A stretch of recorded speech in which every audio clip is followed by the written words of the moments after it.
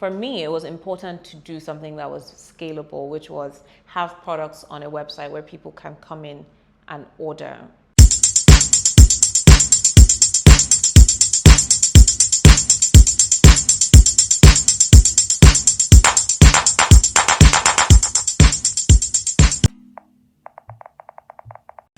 For the first website, it was pretty straightforward. It was pretty functional. In fact, just going back and looking at some of the information online to refresh my memory for this, I realized that the logo on the website was even more gusto. I guess this was because I had, history with Fashion Week and all of that, and I was trying to leverage that so people would know who was behind the brand and trust it a bit quicker than they would ordinarily, especially because we're selling online. The first website was very functional. It was literally photos of, again, the professional photos we had taken of like the product shots with my cousin.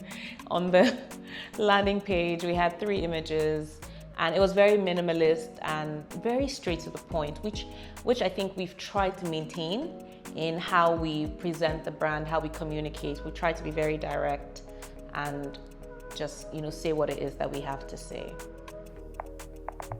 So while the PDF document method of selling worked for a few months, I remembered a conversation I had with one of my uncles years prior, where we talked about fashion in Nigeria and globally. And he said something that stuck with me, which was until a customer can walk into a store and buy your product without having to interact with you, have a consultation and all of that, you can't really scale your business. So for me, it was important to do something that was scalable, which was have products on a website where people can come in and order, as opposed to needing to speak with someone, needing to verify this thing or confirm that thing. So we just made sure that everything on the website was available. And to date, we actually have never had to call a customer after they place an order on the website and say that that thing is not available. So for the first collection, it was really just thinking about very functional pieces that every woman would need in her wardrobe, which is why it was called the Classics collection. It was a sort of lifestyle collection, and in some way we've maintained that through the years, where we try to design products that are versatile in that you can wear them to different occasions and different functions in your life. In some way, it was definitely inspired by women in my life, because all of the products in that collection were named after my mom, my aunts, my sisters, my cousins, people like that.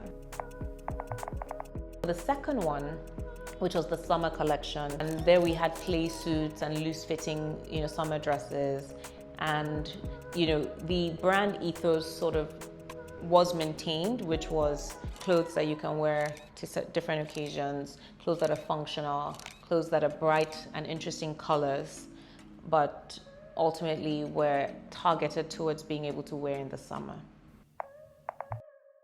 So 2020 was very interesting for us. I had a lot of grand and audacious goals and plans, but of course it didn't work out quite as I expected. While I was one of the early panickers of COVID-19, I shut down the studio probably a month before the government shut down. When that was over, my team was eager to get back to work so they could earn their full salaries again. So we came up with an arrangement where they stayed at the studio through the week and went home on weekends so they could avoid or minimize rather exposure to the virus.